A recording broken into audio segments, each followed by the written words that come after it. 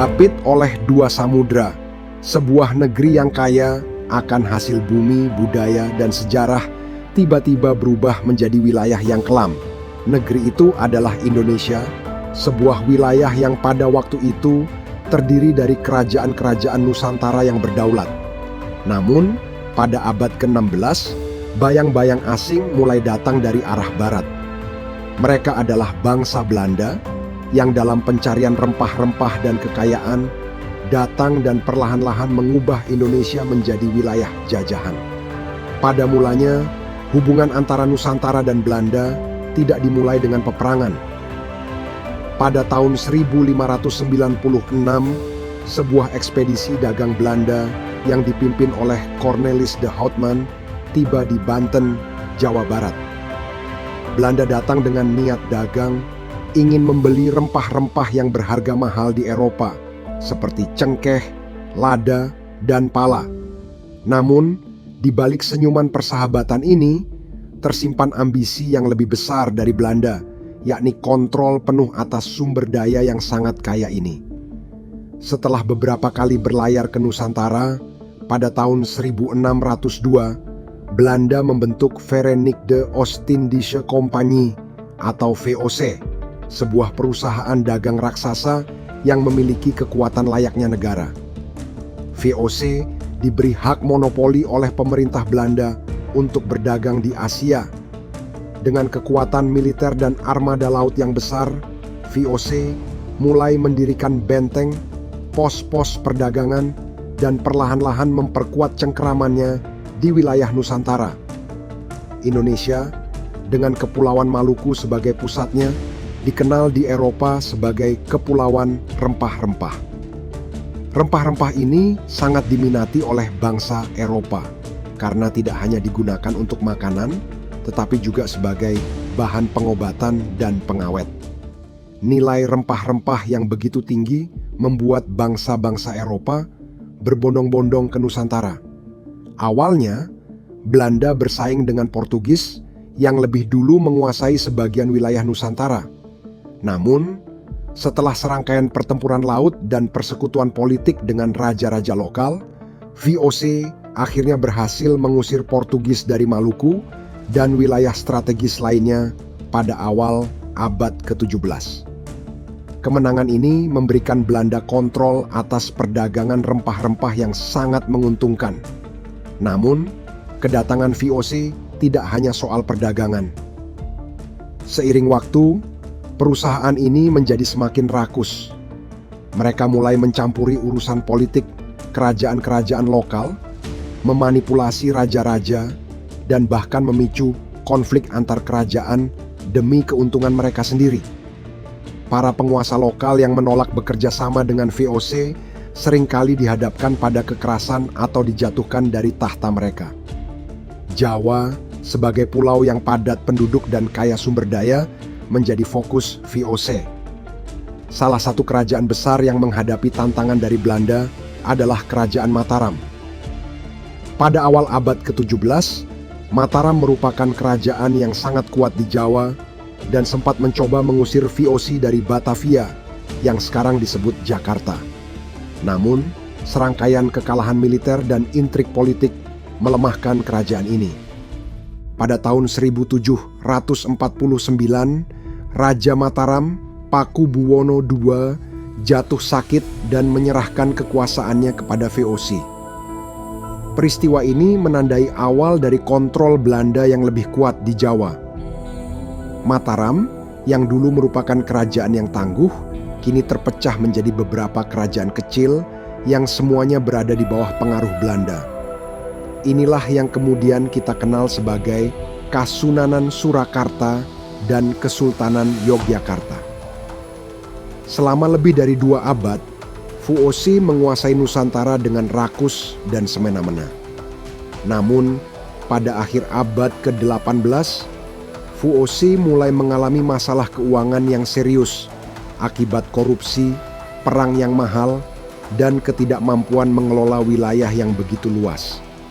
Pada tahun 1799,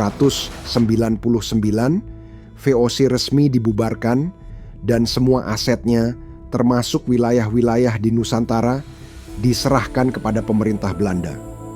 Inilah titik di mana penjajahan Belanda berubah dari monopoli perdagangan menjadi pemerintahan kolonial yang penuh. Pemerintah kolonial Belanda mengambil alih kontrol langsung atas wilayah-wilayah di Indonesia. Mereka menerapkan sistem pemerintahan yang jauh lebih terstruktur dan eksploitasi sumber daya semakin gencar dilakukan. Berbagai kebijakan diterapkan Belanda yang mengakibatkan penderitaan rakyat Indonesia. Salah satu kebijakan paling kejam adalah sistem tanam paksa yang dikenal dalam bahasa Belanda sebagai kulturstelsel. Gubernur Jenderal Johannes van den Bosch mencetuskan kebijakan ini untuk menyelamatkan Belanda dari kebangkrutan setelah invasi Prancis dan keruntuhan VOC. Melalui sistem tanam paksa, rakyat Indonesia, terutama di Pulau Jawa, diwajibkan untuk menanam tanaman ekspor seperti kopi, gula, nila, dan teh di sebagian besar tanah mereka. Setiap desa harus menyerahkan 20% dari tanah mereka untuk ditanami tanaman yang diinginkan oleh pemerintah kolonial. Hasil dari tanaman tersebut kemudian dijual di pasar Eropa, menghasilkan keuntungan besar bagi Belanda. Namun, sistem ini berdampak menghancurkan bagi petani Indonesia. Para petani yang sebelumnya hidup dari hasil pertanian subsisten, kini dipaksa bekerja keras menanam komoditas yang bukan untuk kebutuhan mereka sendiri. Lahan yang sebelumnya digunakan untuk menanam padi atau tanaman pangan lainnya, kini dialihkan untuk tanaman ekspor. Akibatnya, terjadi kelaparan di berbagai wilayah, terutama di daerah yang paling dieksploitasi seperti Cirebon dan Demak. Pendapatan petani pun menyusut drastis dan banyak dari mereka terjebak dalam kemiskinan. Tidak hanya itu, sistem ini juga memicu kekerasan. Mereka yang menolak menjalankan kebijakan ini seringkali dihukum, bahkan disiksa. Banyak petani dipaksa bekerja di luar kemampuan fisik mereka, dan kematian akibat kelaparan serta penyakit menjadi hal yang biasa. Di sisi lain, Belanda menikmati hasil dari penderitaan rakyat Indonesia. Pada masa sistem tanam paksa, Belanda meraup kekayaan luar biasa, dan sebagian besar dana yang digunakan untuk membangun infrastruktur di Belanda berasal dari eksploitasi ini. Di tengah kekejaman yang terjadi, suara kebenaran muncul dari seorang pegawai kolonial Belanda bernama Edward Douwes Dekker, yang lebih dikenal dengan nama penanya Multatuli. Dekker adalah seorang pejabat yang pernah bekerja di Lebak, Banten, dan menyaksikan sendiri penderitaan rakyat Indonesia akibat sistem tanam paksa. Ia merasa muak dengan ketidakadilan yang dilakukan oleh pemerintah kolonial. Pada tahun 1860, Multatuli menerbitkan sebuah buku yang menjadi sangat terkenal berjudul Max Havelaar. Buku ini menceritakan kisah seorang asisten residen bernama Max Havelaar yang berjuang melawan korupsi dan penindasan di Hindia Belanda, Indonesia. Melalui novel ini, Multatuli mengkritik keras pemerintah kolonial dan membeberkan eksploitasi serta penderitaan rakyat Indonesia. Max Havelaar menjadi salah satu karya sastra paling berpengaruh dalam sejarah kolonialisme. Buku ini membuka mata banyak orang di Eropa tentang kekejaman yang terjadi di bawah kekuasaan Belanda di Indonesia. Meski begitu, dampak dari karya ini tidak langsung menghentikan penindasan. Namun, ini menandai awal dari gerakan yang menuntut reformasi di Hindia Belanda. Pada akhir abad ke-19, kritik terhadap sistem tanam paksa semakin keras, baik dari dalam negeri Belanda maupun dari luar.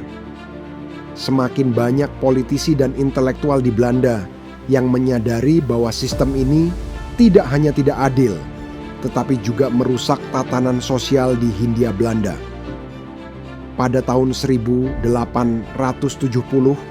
sistem tanam paksa resmi dihapuskan dan digantikan oleh sistem ekonomi liberal, di mana perusahaan swasta Belanda diperbolehkan menanam dan mengelola tanah di Indonesia. Namun, penghapusan sistem tanam paksa tidak serta-merta mengakhiri penderitaan rakyat Indonesia. Meskipun sistem liberal memberikan sedikit kebebasan bagi para petani, mereka tetap hidup di bawah bayang-bayang kemiskinan dan eksploitasi. Tanah-tanah subur masih dikuasai oleh para pengusaha Belanda, sementara rakyat Indonesia hanya menjadi pekerja di tanah air mereka sendiri. Perdebatan tentang nasib rakyat Indonesia terus berlanjut di Belanda. Pada awal abad ke-20, muncullah sebuah kebijakan baru yang disebut politik etis yang digagas oleh tokoh-tokoh seperti C.Th. Van Deventer dan Hindenburg. Politik etis adalah respons terhadap tekanan moral yang semakin besar di Belanda untuk memperbaiki nasib rakyat Indonesia setelah berabad-abad eksploitasi. Politik etis berfokus pada 3 hal utama, yakni edukasi, irigasi, dan emigrasi. Pemerintah Belanda mulai membangun sekolah-sekolah untuk rakyat Indonesia, memperbaiki sistem irigasi untuk pertanian, dan mendorong perpindahan penduduk dari daerah yang padat ke wilayah-wilayah lain yang kurang padat. Namun, meski terlihat baik di atas kertas, politik etis ini tidak sepenuhnya berhasil. Pendidikan yang diberikan kepada rakyat Indonesia sangat terbatas dan hanya beberapa lapisan masyarakat saja yang bisa menikmatinya.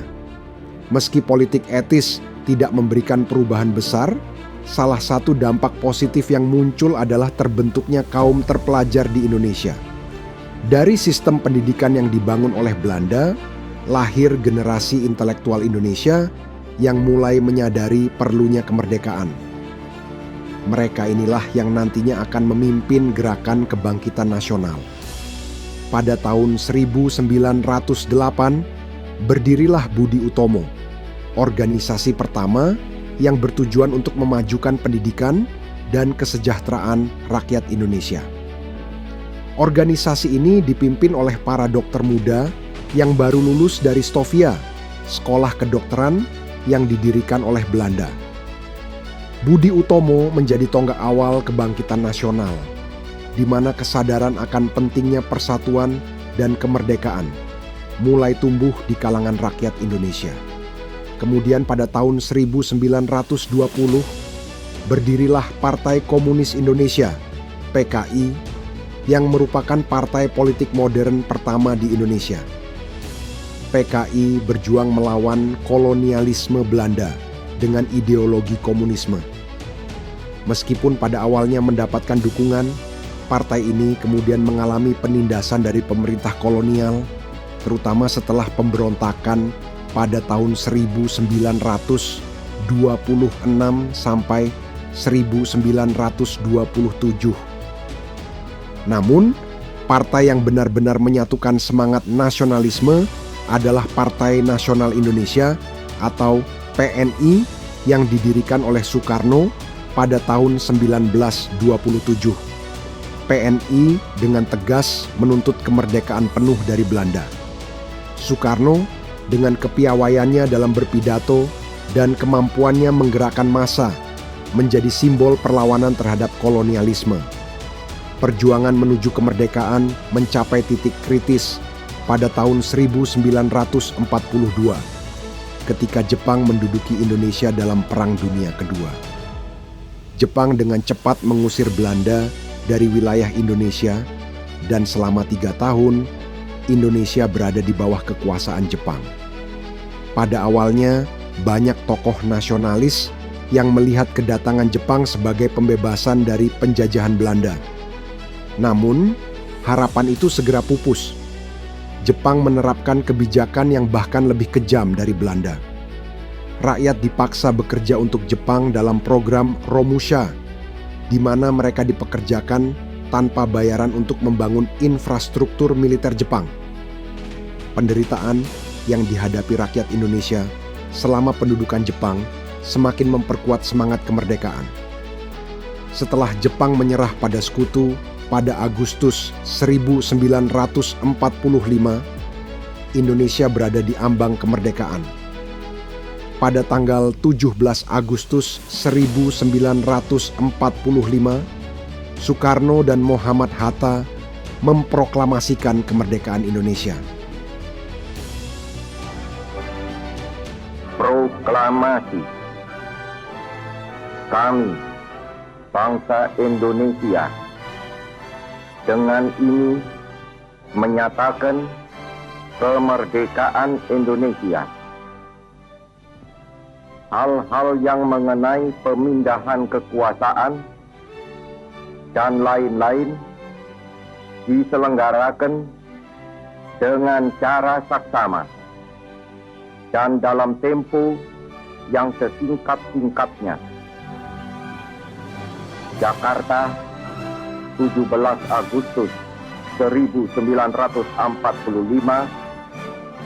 atas nama bangsa Indonesia, Soekarno Hatta.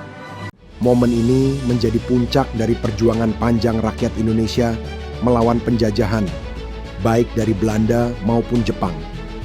Namun, perjuangan belum berakhir. Belanda tidak dengan mudah menerima kemerdekaan Indonesia. Mereka mencoba kembali menguasai Indonesia melalui berbagai agresi militer. Selama beberapa tahun, perang kemerdekaan berkecamuk di berbagai wilayah Indonesia. Rakyat Indonesia berjuang dengan gigih dan akhirnya pada tanggal 27 Desember 1949, Belanda secara resmi mengakui kedaulatan Indonesia.